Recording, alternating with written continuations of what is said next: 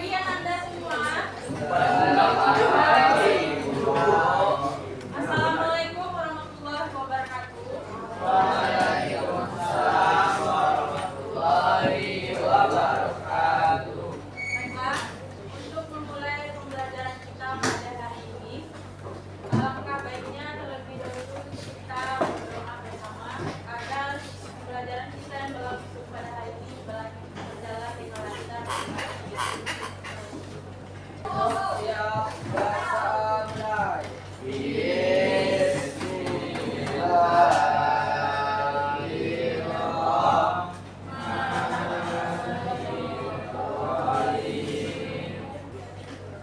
Sebelum memulai pembelajaran, aku mau ngambil absen dulu ya. Adrian Asri, Amanda, Arifah, Aziza. Oke, sebelumnya Ibu akan menanya kepada Ananda. Bagaimana kabar Ananda hari ini? Alhamdulillah, luar biasa, tetap semangat. Allahu Akbar.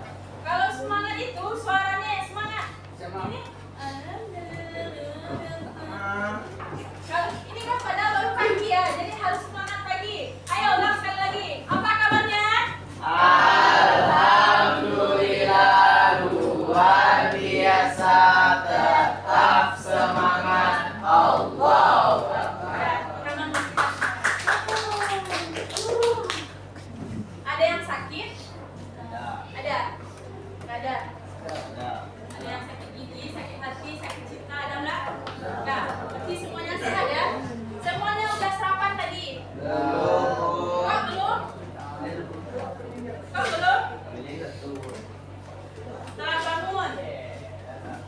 Setelah bangun karena nggak sempat sarapan. Oke, kalau ada yang belum sarapan, nanti sarapan bareng sama ibu ya. Tapi BSBS, bayar sendiri-sendiri. Oke. Sekarang ibu mau tanya, siapa yang masih ingat pembelajaran minggu kemarin? Siapa yang masih ingat? Ada yang masih ingat? Ada, apa itu? Harmoni dalam keberagaman, ya. Apa itu harmoni? Ya, keselarasan. Minggu kemarin kita telah mempelajari konsep dari harmoni ini. Sekarang kita melanjutkan dari materi yang minggu kemarin. Oke, sebelumnya Ibu akan menyampaikan adapun tujuan pembelajaran pada hari ini, yaitu memahami arti penting dan manfaat harmoni dalam keberagaman. Yang kedua, menjelaskan pentingnya memahami dan menghargai keberagaman. Dan yang terakhir itu mengidentifikasi faktor pendorong dan penghambat terwujudnya dari harmoni itu sendiri. Yang belum kita pelajari itu manfaat dari harmoni dalam keberagaman. Adapun manfaatnya di sini yaitu 5. Semuanya ada kalau LKS? Ada kalau LKS? Ada. Belum dibuka LKS-nya? Oke. Jadi apa manfaat harmoni dalam keberagaman itu? Yang pertama apa? Meningkatkan persatuan. Jadi dengan adanya harmoni dalam keberagaman, kita itu akan meningkatkan persatuan dan kesatuan antara kita bermasyarakat. Dengan itu, dengan meningkatnya persatuan dan kesatuan akan minimalisir terjadinya konflik. Yang kedua, membangun kepercayaan. Apa itu membangun kepercayaan?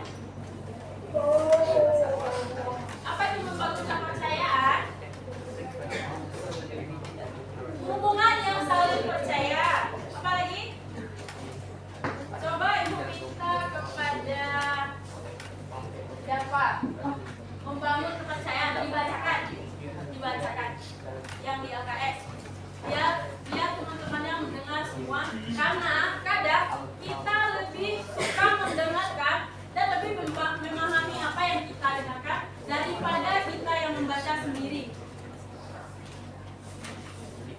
membangun kepercayaan. Kepercayaan adalah fondasi dari hubungan yang kuat. Ketika masyarakat saling percaya, mereka lebih mudah untuk berkomunikasi dan berkolaborasi. Harmoni sosial membantu membangun kepercayaan antara individu dan kelompok, sehingga menciptakan lingkungan yang aman dan kondusif bagi semua orang. Ya, jadi apa intinya di situ? Dari membangun kepercayaan itu apa intinya? Intinya kita harus saling mempercayai antara yang satu dengan yang lainnya agar terciptanya nanti hubungan yang aman dan nyaman. Terus yang ketiga, manfaat dari harmoni itu meningkatkan kesejahteraan bersama. Coba Ibu minta kepada Adrian, coba bacakan. Yuk. Apa itu meningkatkan kesejahteraan bersama?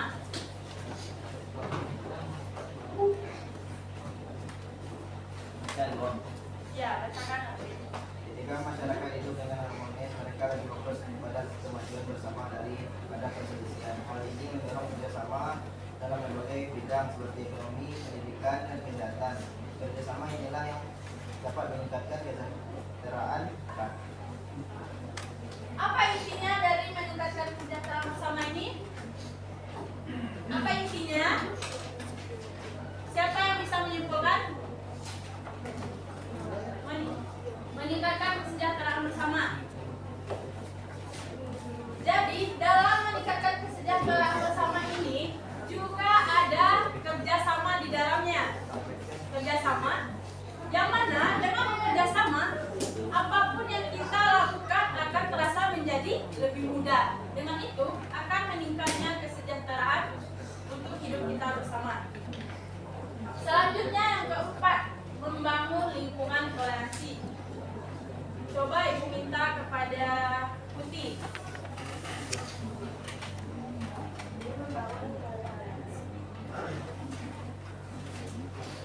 Ya, membangun lingkungan toleransi. Apa inti dari kata-kata membangun lingkungan toleransi?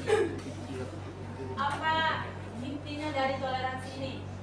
Ada yang tahu? Ada yang tahu? Tidak ada yang tahu satupun di sini. Toleransi itu apa? Saling menghargai perbedaan. Ya, saling menghargai perbedaan yang ada di dalam masyarakat. Baik itu perbedaan suku, agama, ras, budaya, dan lain sebagainya. Kita harus menghargai apapun perbedaannya. Tidak boleh membeda-bedakan. Misalnya teman kita ada yang beragama non-muslim misalnya. Maka dari itu kita tidak boleh berteman dengan dia. Tidak boleh seperti itu. Kita tidak boleh membeda-bedakan. Karena di mata Tuhan itu kita manusia ini sama seluruhnya. Tidak ada yang dibeda-bedakan. Baik kulitnya putih, baik kulitnya hitam, itu semuanya sama. Oke, selanjutnya yang terakhir itu mendorong inovasi dan pembangunan berkelanjutan. Siapa lagi ya? Coba Ibu minta kepada Fatma.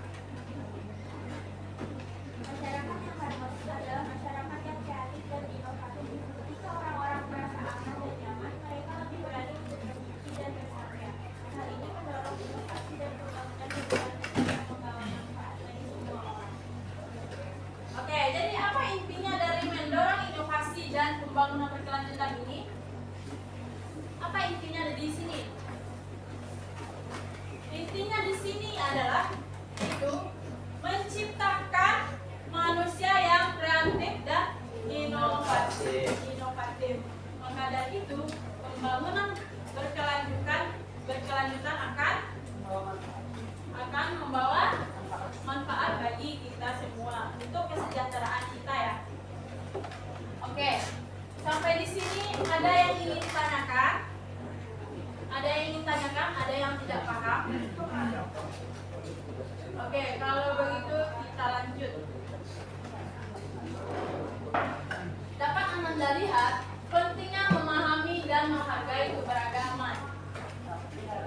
Coba Ibu minta kepada siapa lagi? Yang di depan siapa lagi tadi? Coba bacakan yang di depan. Yang lain tidak ada suaranya. Satu, keberagaman tetap saya dan berkawan di bangsa yang baik. Dua, setiap daerah memiliki kekhasiatan dan keunikan yang menjadi identitas. Saya kira itu betul.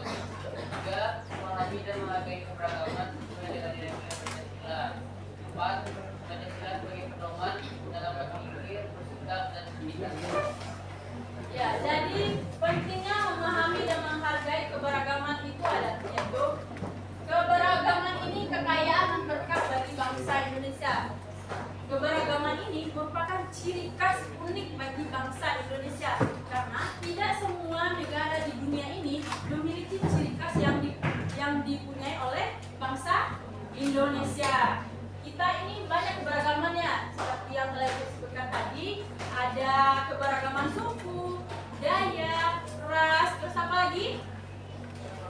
Bahasa, ya, terutama kita ya, yang terdiri dari beribu pulau-pulau, juga terdiri dari berbagai macam bahasa. Maka dari itu, untuk menyatukan kita di seluruh Indonesia ini, bahasa apa yang digunakan?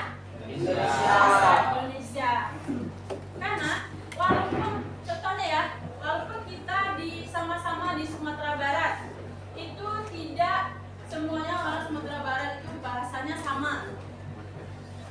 Contohnya yang bahasa di Pasaman Timur sama yang bahasa Padang itu berbeda.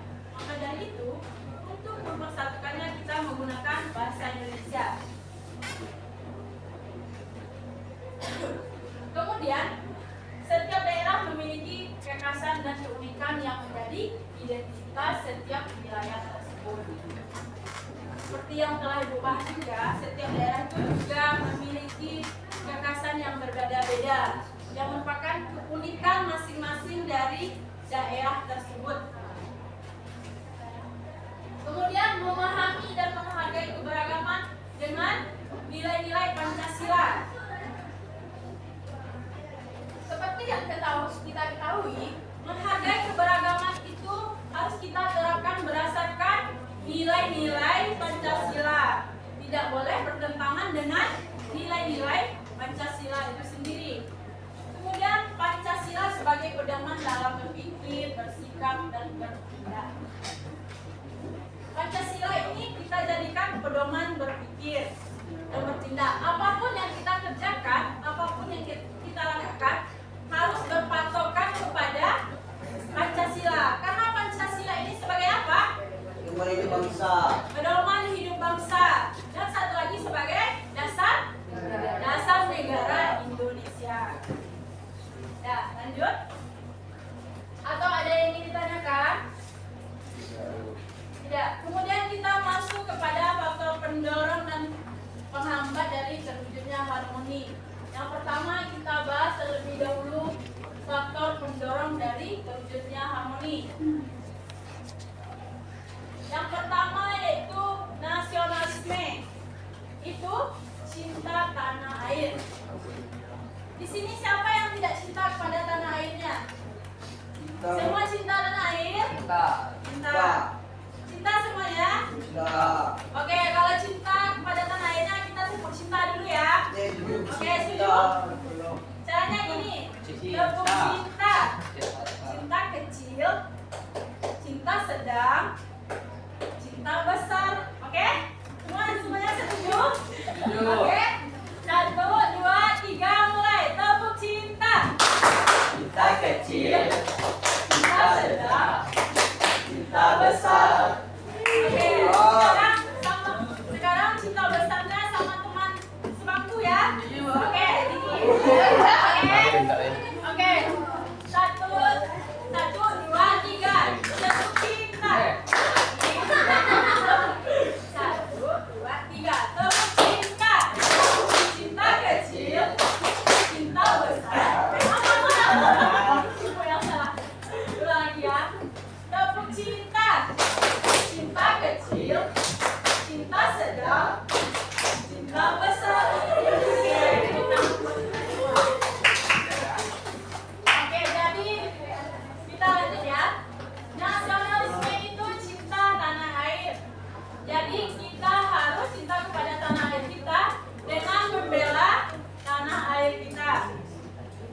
misalnya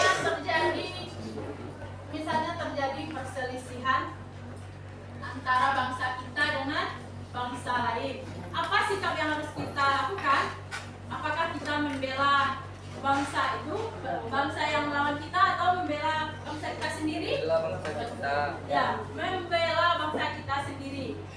Kemudian yang kedua, rasa toleransi yang tinggi. Itu juga merupakan faktor pendorong terwujudnya dari harmoni. Yang toleransi tadi seperti yang telah Ibu sebutkan tadi, toleransi yang saling menghargai antara kita yang berbeda keberagaman. Terus kesadaran hidup bermasyarakat. Kesadaran hidup bermasyarakat ini akan mendorong juga terwujudnya dari harmoni.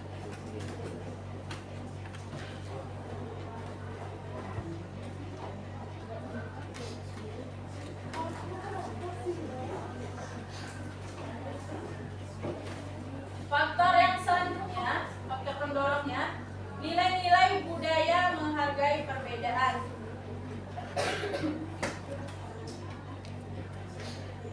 Semuanya dapat dilihat atau tulisannya terlalu kecil, yang di belakang tidak kelihatan. Empat.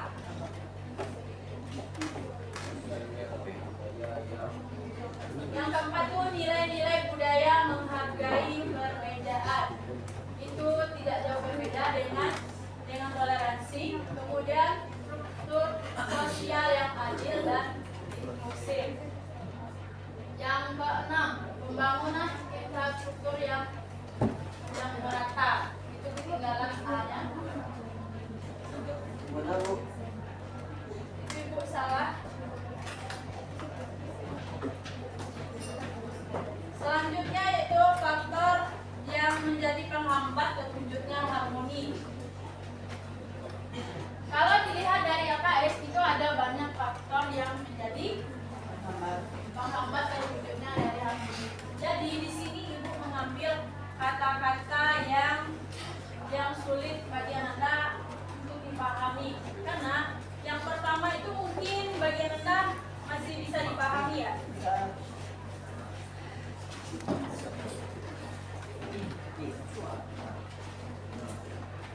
Ya, pertama itu keberagaman budaya, kesenjangan sosial, pembangunan yang tidak merata. Jadi Ibu mengambilnya yang ketiga yaitu egoisme.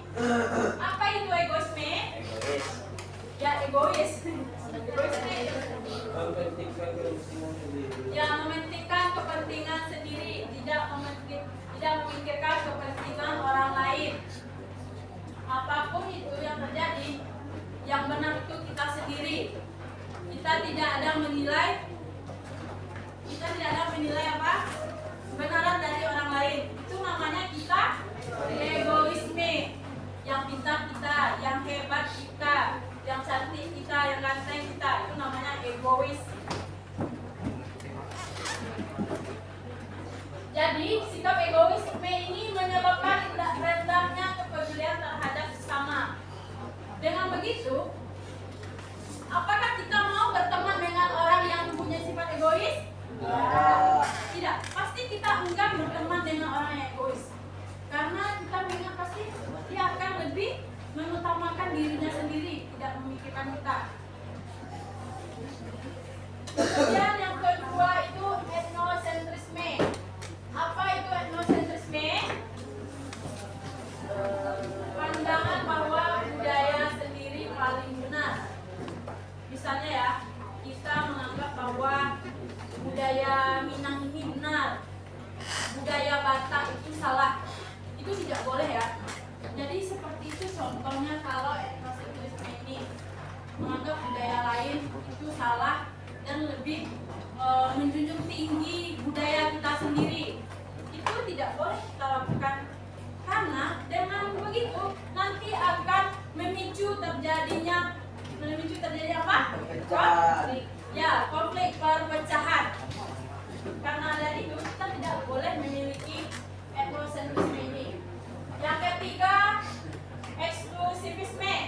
Apa itu eksklusivisme?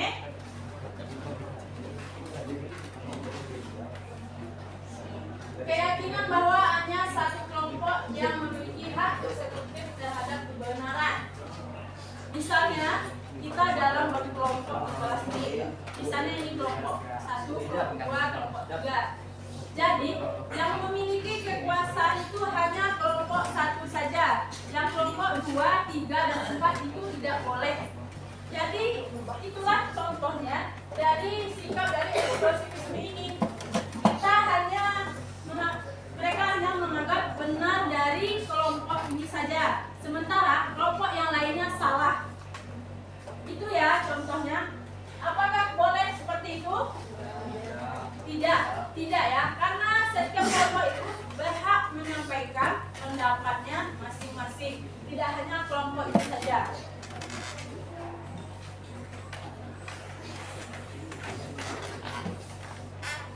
Oke, yang selanjutnya yaitu stereotip etnis atau suku bangsa. Apa itu? Coba ibu minta kepada siapa lagi ya? Monik. Ada Monik di sini. Coba baca yang stereotip etnis.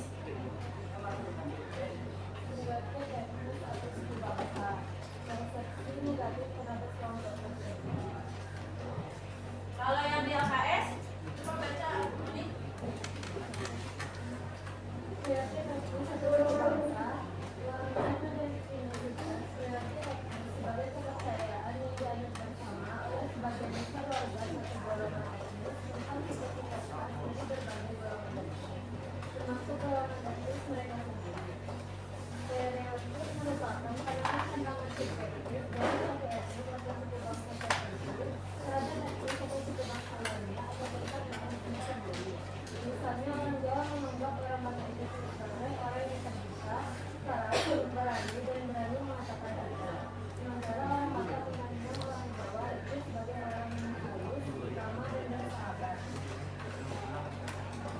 Ya, jadi tidak jauh berbeda dari yang ibu sampaikan tadi ya. Yang apa tadi?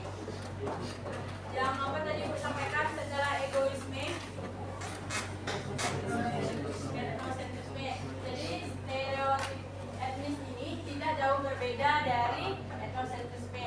Yaitu di mana stereotip etnis ini dia menganggap negatif suku lain. Dia menganggap buruk dari kebiasaan-kebiasaan yang dilakukan oleh suku lainnya. Kemudian yaitu primordialisme. Primordialisme itu ikatan kekerabatan atau ikatan kekerabatan yang merupakan ikatan yang berhubungan darah atau yang masih berhubungan keluarga. Misalnya yang primordialisme ini juga mempunyai kesamaan. Contohnya di sini ada yang suku Caniago sama suku Caniago. Kemudian agama Islam sama agama Islam. Jadi primordialisme itu mempunyai kesamaan. Mereka lebih bergabung dengan orang yang mempunyai persamaan. Yang terakhir itu fanatisme sempit. Apa itu fanatisme sempit? Coba siapa lagi ya? Ladifa ada di sini. Coba baca yang di LKS. Apa? Coba baca Ladifa. Fanatisme sempit itu apa maksudnya? Fanatisme sempit. Fanatisme adalah paham atau perilaku yang menunjukkan ketertarikan terhadap sesuatu secara berlebihan. Fanatisme sempit adalah sebuah keadaan di mana seseorang atau kelompok yang menganut sebuah paham, baik politik, agama, kebudayaan, ataupun apapun secara berlebihan membagi buta sehingga berakibat kurang baik, bahkan cenderung menimbulkan perseteruan dan konflik sempit.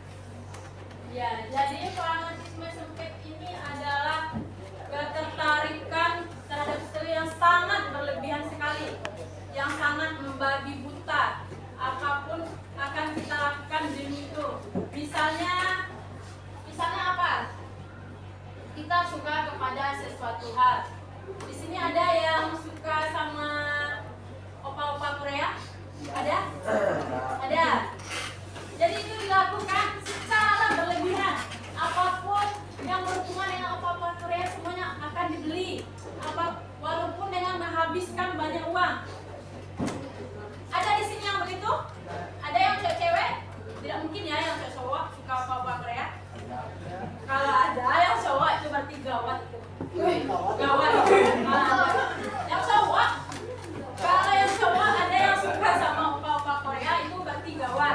ada kelainan. Kalau yang suka yang sangat membabi buta, jadi apapun yang dilakukan oleh orang yang mempunyai fanatisme sempit ini, dia akan melakukan apapun demi mendapatkan hal tersebut. Jadi kita tidak boleh seperti itu ya, karena dengan begitu kita jadinya akan menjadi orang yang tidak akan menjadi orang yang tidak akan apa? Kalau kita mempunyai fanatisme sempit ini, kita akan menjadi seperti apa? Jadi seperti apa? Ya, terobsesi. Terus apa lagi? Jadi apapun yang kita suka itu, yang kita kagumi, kita harus bersikap sewajarnya saja, tidak boleh berlebih-lebihan, karena nantinya akan merugikan diri kita sendiri. Oke, sampai di sini ada yang ingin ditanyakan? Ada yang tidak memahaminya? Ada yang ingin tanyakan kepada Ibu? Tidak. Kalau begitu, kalau tidak ada pertanyaan, Ibu akan melanjutkan dengan diskusi kelompok.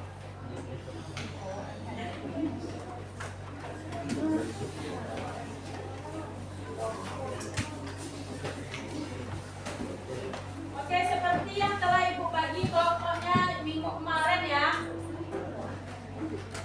Kan minggu kemarin kita telah berkelompok. Jadi ini kan kelompok 1, kelompok 2, kelompok 3, kelompok 4. Sudah Ibu bagi yang minggu kemarin kan. Sekarang Ibu minta kepada Ananda untuk duduk berkelompok. Ananda akan mengerjakan LKPD. LKPD-nya berkelompok saja. Silakan Ananda duduknya berkelompok.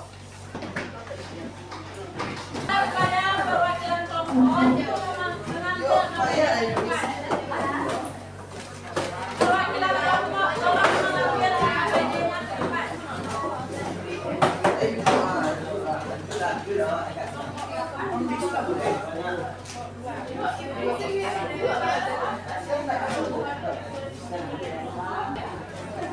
Oke, perhatian sebentar. Oke. Jadi di kertas yang Ibu bagikan itu, Ananda tulis di bawahnya ya. Di sini kan ada yang kosong di bawahnya. Di sini ditulis nama anggota kelompoknya di bawah ini. Jawabannya boleh Ananda tulis di belakang, dan kalau tidak kertasnya kalau tidak sampai boleh disambung di kertas 2 lembar nanti. Jangan lupa bikin nama kelompoknya kelompok 1, 2, 3, dan 4. Tidak ada yang dipahami, boleh bertanya. Ibu sampaikan kepada Ananda. Mohon perhatiannya Ananda. Di sini semuanya bisa membuat PPT atau Canva. Kalau ada yang bisa bikinnya di Canva atau PPT, nanti kan ditampilkan di sini akan mendapatkan nilai plus dari Ibu. Diusahakan. Tentang yang ini, ya, tentang jawabannya. Iya, jawabannya. Jawabannya di PPT. Apa? Iya, sekelompok. Tapi semuanya harus bekerja sama. Di sini Ibu sebentar. Ibu sampaikan kepada Ananda, jika ada temannya yang tidak ikut berpartisipasi, jangan segan-segan bilang ke Ibu, lapor ke Ibu yang tidak ikut berpartisipasi. Karena kita ini kerja kelompok, jadi semuanya harus ikut berpartisipasi. Tidak boleh tidak ada yang tidak ikut.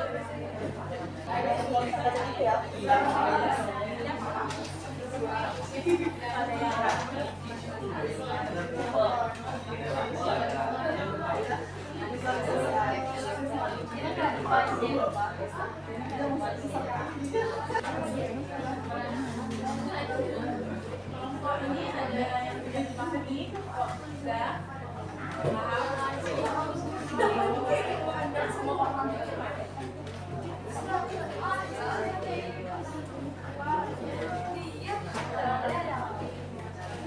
Ada apa dengan Agion?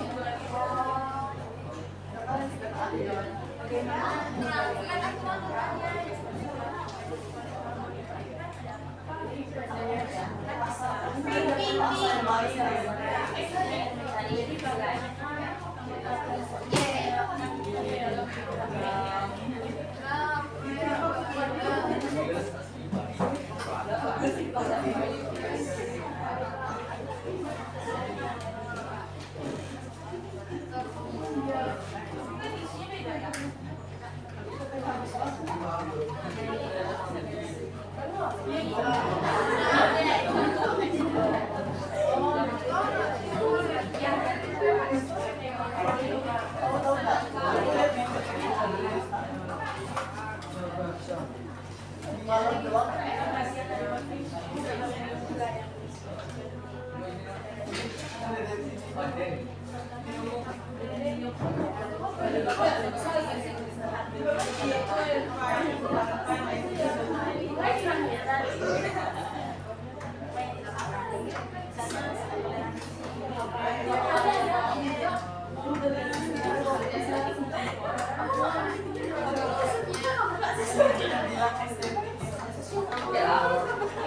Tidak ada masalah ya, tidak ada yang bersalah. Jadi sekarang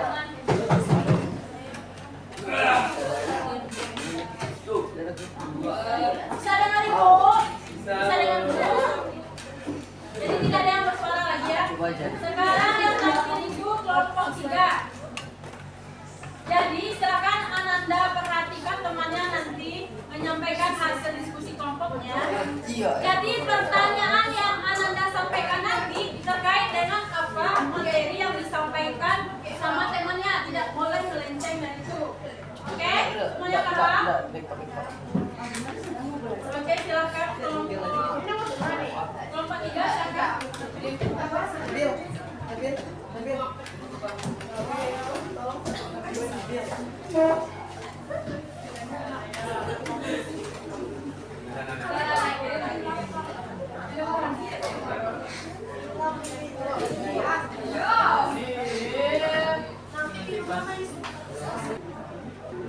Ya, silakan kepada kelompok 3. Assalamualaikum warahmatullahi wabarakatuh. Waalaikumsalam warahmatullahi wabarakatuh.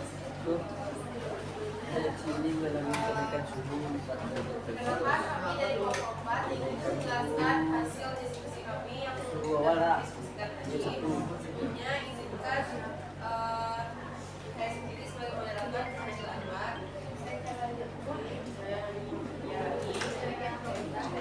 Iya, makasih ya. Saya mau bagi pendapat, saya mau bagi pendapat.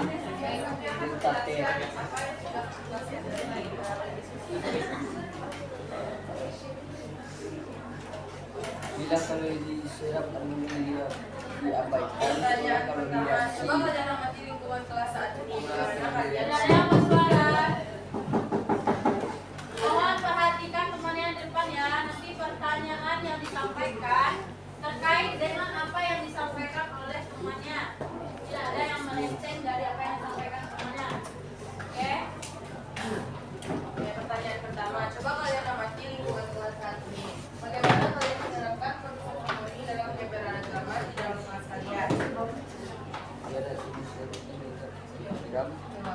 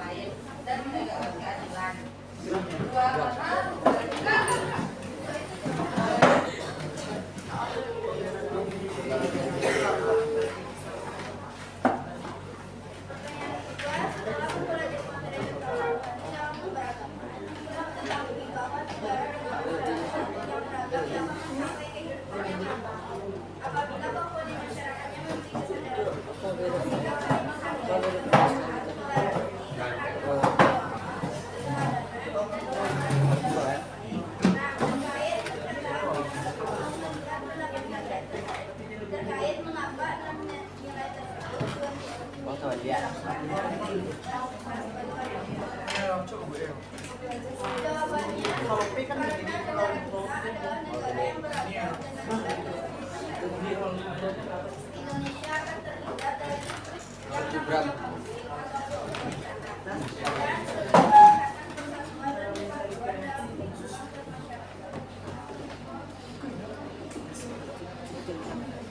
Ya, akan lingkungan sekolah kemudian secara dilakukan dapat mendorong dan menghambat dalam keberagaman di lingkungan sekolah. Mendorong terbentuknya harmoni. Satu, mematuhi sesama teman kakak kelas dan di kelas. Dua, saling menolong dan membantu sesama siswa. Tiga, memahami setiap orang yang ada di kami. Empat, menghargai para guru dan pegawai sekolah lain umumnya. Ya, di.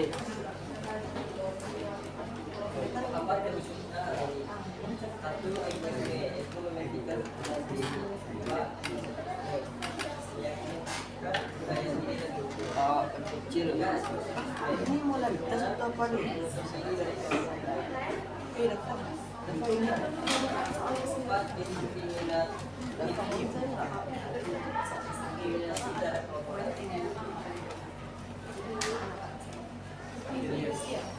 Baik, sekian saja ulasan dari kami. Mohon dari teman-teman semua ada yang ingin ditanyakan terkait materi yang kami bahas. Silakan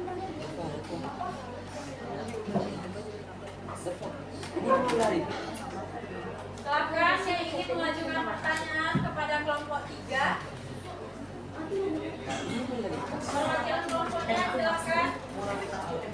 Ini yang kecil kan, benar kan? Ini yang tahu C-nya kecil itu bisa kecil. Tidak ada yang ingin bertanya?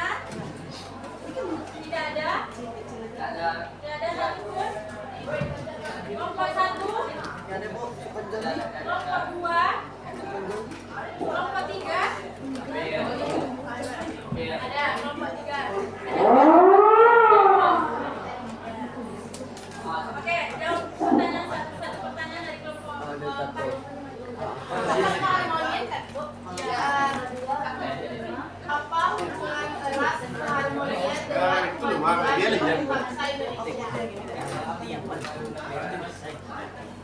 Apa hubungan antara keharmonian dengan kemajuan bangsa Indonesia ke depan? Ini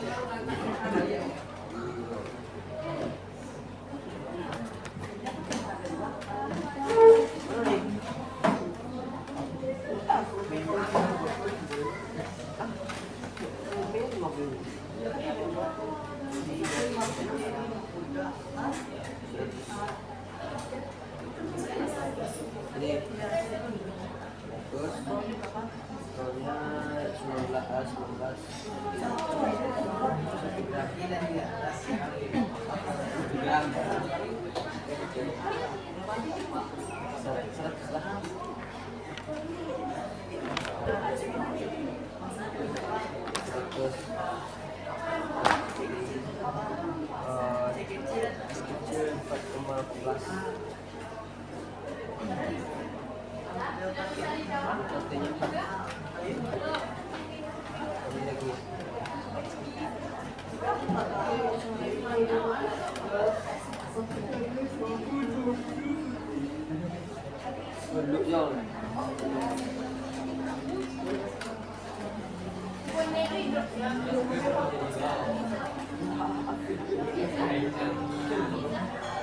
skornya 1,72.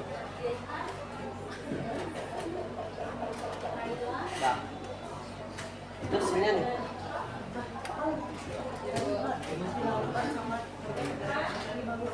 Tidak.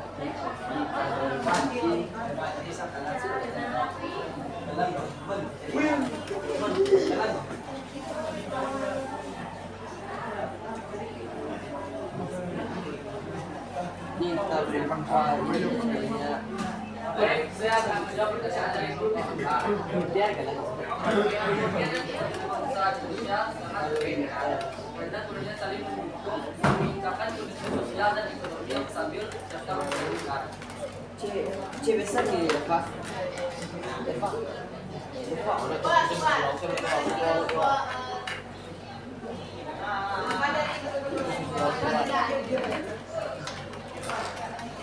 Ini C besar. Assalamualaikum warahmatullahi wabarakatuh. Kita beri tepuk tangan